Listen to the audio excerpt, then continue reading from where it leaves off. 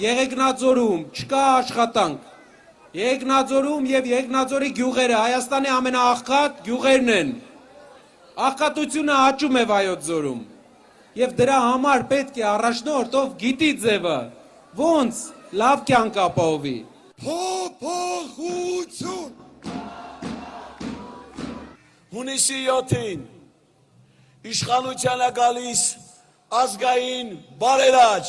Սամվել Կարապետյանը։ Ուժեղ Հայաստանը առաջարկում է, որ Հայաստանի Հանրապետությունում երկու անսակարկելի արժեք լինեն։ Մեկը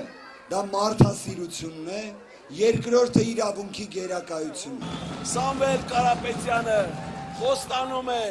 ապահովել անվճար կրթություն մեր երիտասարդների համար, որքան որ դա հնարավոր է։ Բոլորս իրար հետ հոխենք Հայաստանի այս խեղճ վիճակը, որ ունենանք նորմալ ուժեղ երկիր,